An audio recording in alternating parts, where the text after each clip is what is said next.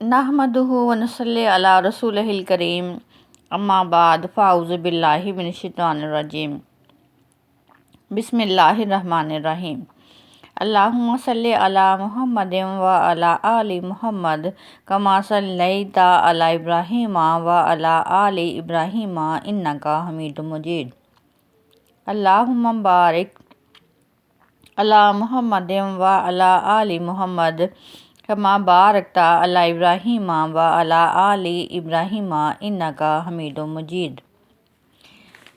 پارہ نمبر 24 جس میں سورہ حامیم السجدہ شامل ہے۔ سورہ حامیم السجدہ کا تعارف حاصل کریں گے۔ سورہ حامیم السجدہ مکی صورت ہے۔ اس میں 54 آیتیں اور 6 رکوع ہیں۔ اس کی پہلی آیت سے لے کر 46 آیا 24 پارہ میں شامل ہیں، جبکہ 47 آیت سے 25 نمبر سپارے میں یہ آیات موجود ہیں، یعنی 25 سپارے میں کچھ آیات سورہ حامیم سجدہ کی موجود ہیں، جبکہ 46 آیات تک یہ 24 پارہ میں موجود ہے۔ سورہ حامیم السجدہ مکی صورت ہے اور اس میں پہلی 3 آیتوں میں فرمایا گیا ہے حامیم یہ حروف مقطوعات میں سے ہے، جس کا معنی صرف اللہ اور اس کے رسول صلی اللہ علیہ وسلم جانتے ہیں۔ ترجمہ: یہ کتاب اللہ رحمٰن الرحیم کی طرف سے اتری ہے۔ نمبر 3 آیت کا ترجمہ ہے: ایسی کتاب جس کی آیتیں واضح المعانی ہیں، یعنی قرآن عربی ان لوگوں کے لیے جو سمجھ رکھتے ہیں۔ سورہ حامیم السجدہ کی تفصیل یہ ہے کہ اسے سورہ فصلت بھی کہا جاتا ہے۔ سورہ حامیم السجدہ اس سورت کا نام 2 لفظوں سے مبرک ہے، ایک حامیم اور دوسرے السجدہ، مطلب یہ کہ وہ سورت جس میں السجدہ کا لفظ آیا ہے، جس میں سجدہ ہوتا ہے، جس میں ایک مقام پر آیت سجدہ آئی ہے۔ معتبر روایت کی روح سے اس کا زمانہ نزول حضرت حمزہ رضی اللہ تعالیٰ عنہ کے ایمان لانے کے بعد اور حضرت عمر رضی اللہ تعالیٰ عنہ کے ایمان لانے سے پہلے ہے۔ نبی کریم صلی اللہ علیہ وآلہ وسلم کے قدیم ترین قصہ نگار نے یہ قصہ نقل کیا ہے کہ ایک قریش کے کچھ سردار مسجد حرام میں بیٹھے تھے اور مسجد کے دوسرے کونے میں نبی پاک صلی اللہ علیہ وسلم تنہا تشریف رکھتے تھے۔ یہ وہ زمانہ تھا جب حضرت حمزہ رضی اللہ عنہ ایمان لا چکے تھے اور قریش کے لوگ مسلمانوں کی جمعیت میں اضافہ ہوتا دیکھ کر پریشان ہو رہے تھے۔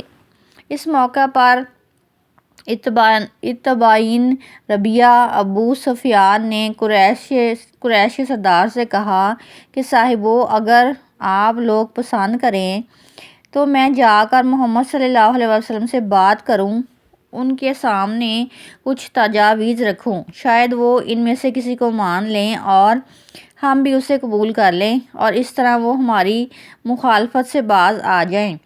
سب حاضرین نے اس سے اتفاق کیا اور اتبا اٹھ کر نبی پاک صلی اللہ علیہ وسلم کے پاس جا بیٹھا۔ سب حاضرین نے اس سے اتفاق کیا اور اتبا ایک شخص کا نام ہے، اور اتبا اٹھ کر نبی پاک صلی اللہ علیہ وسلم کے پاس جا بیٹھا۔ نبی پاک صلی اللہ علیہ وسلم جب اس کی طرف متوجہ ہوئے تو اس نے کہا کہ بھتیجے، تم اپنی نسل اور نسبت کے اعتبار سے جو حیثیت رکھتے ہو وہ تمہیں معلوم ہے، مگر تم اپنی قوم پر ایک بڑی مصیبت لے آئے ہو۔ تم نے قوم کو تفرقہ میں ڈال دیا ہے، ساری قوم کو بیوقوف ٹھہرایا۔ تمہاری قوم اور اس کے معبودوں کی بے ادبی کی، ایسی باتیں کرنے لگے جس کے معنی یہ ہیں کہ ہم سب کے باپ دادا کافر تھے۔ اب ذرا میری بات غور سے سنو، میں کچھ تجاویز تمہارے سامنے رکھتا ہوں، ان پر غور کرو، شاید ان میں سے کسی کو تم قبول کر لو۔ نبی پاک صلی اللہ علیہ وسلم نے ارشاد فرمایا کہ عبدالولید آپ کہیں، میں سنوں گا۔ اس نے کہا، بھتیجے، یہ کام جو تم نے شروع کیا ہے، اس سے تمہارا مقصد اگر مال حاصل کرنا ہے تو ہم سب مل کر تمہیں اتنا کچھ دیے دیتے ہیں کہ تم ہم سب سے زیادہ مالدار ہو جاؤ۔ اگر اس سے اپنی بڑائی چاہتے ہو تو ہم تمہیں اپنا سردار بنائے لیتے ہیں، کسی معاملے کا فیصلہ تمہارے بغیر نہیں کریں گے۔ اگر بادشاہی چاہتے ہو تو ہم اپنا بادشاہ بنا لیتے ہیں، اور اگر تم پر کوئی حق آتا ہے، جیسے کہ اگر تم پر کوئی جن آتا ہے جسے کہ تم خود دفع کرنے پر قادر نہیں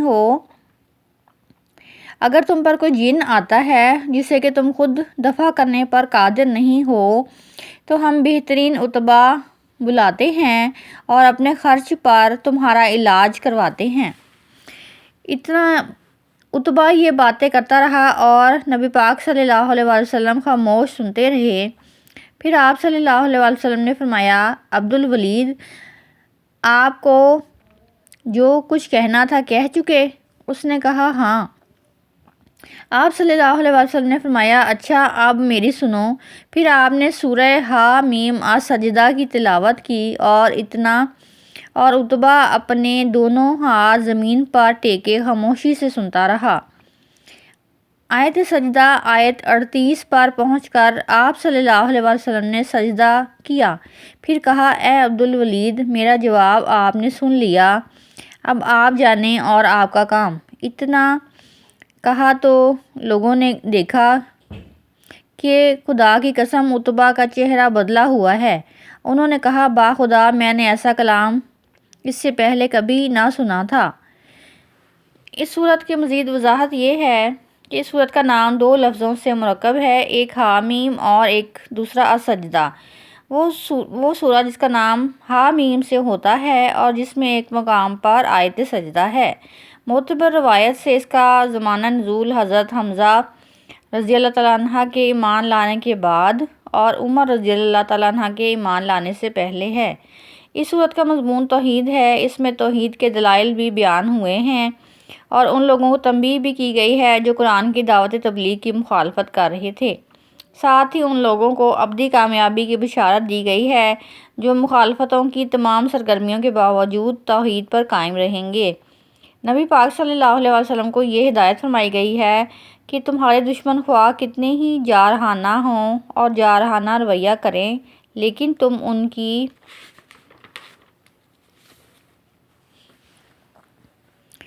جہالت کا جواب صبر و بردباری سے دینا، یہی طریقہ بابرکت اور اس میں ہی تمہاری دعوت کی کامیابی کا راستہ ہے۔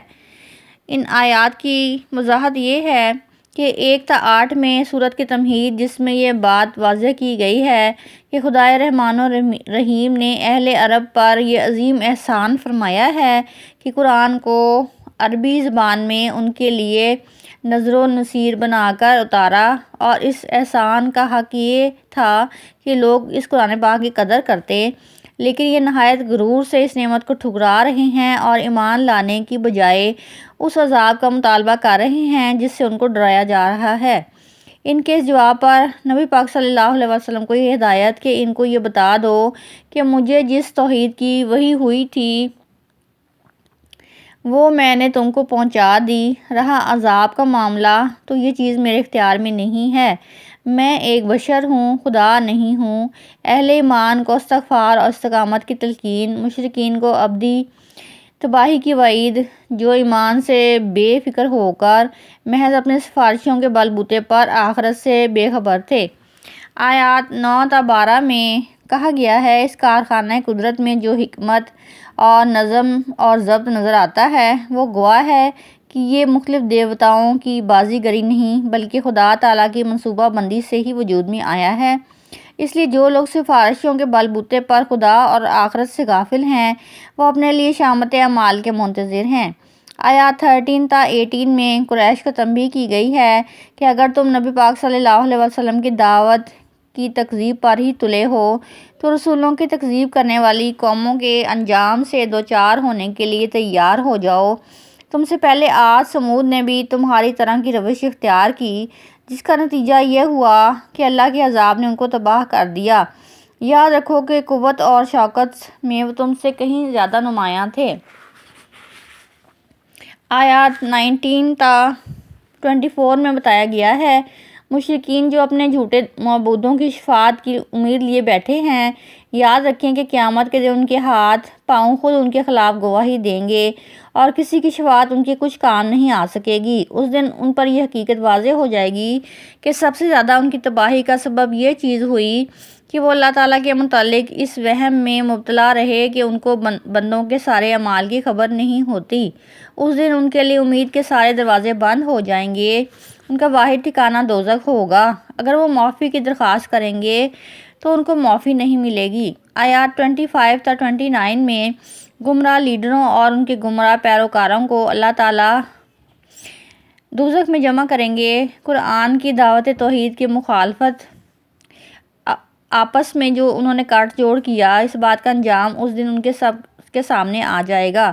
ایک وقت میں ایک دوسرے پر لعنت کریں گے اور گمراہ ہونے والے عوام اللہ تعالیٰ سے درخواست کریں گے کہ اے رب، انسانوں اور جنوں میں سے جنہوں نے بھی ہمیں گمراہ کیا ہے، ان کو ہمیں دکھا کہ ہم ان کو اپنے پاؤں سے رون ڈالیں۔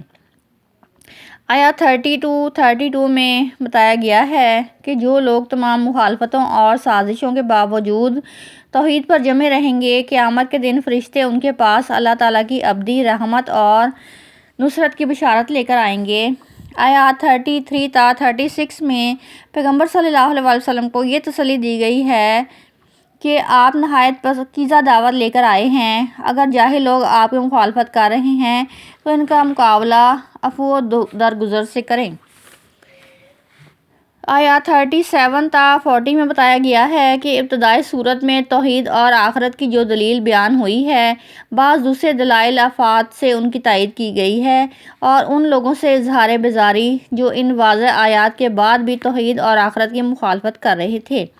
آیات 41 تا 44 میں قرآن کی صورت میں اللہ تعالیٰ نے اہل عرب پر جو احسان فرمایا ہے اور جس کی طرف صورت کی تمہید میں اشارہ گزر چکا ہے، اس کی تائید ایک نئے اسلوب سے کی گئی ہے۔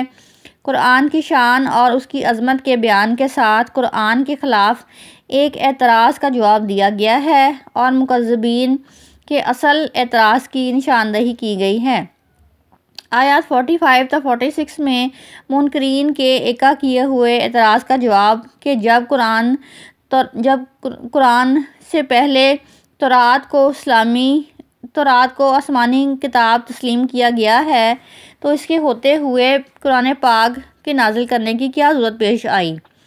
آیات 47 تا 51 میں جس کا مفہوم یہ ہے کہ جو لوگ آخرت کا مذاق اس وجہ سے اڑا رہے تھے کہ ان کا ظہور نہیں ہو رہا یا پیغمبر صلی اللہ علیہ وسلم قیامت کی آمد کی تاریخ نہیں متعین کر سکتے، ان کو جواب دیا گیا ہے۔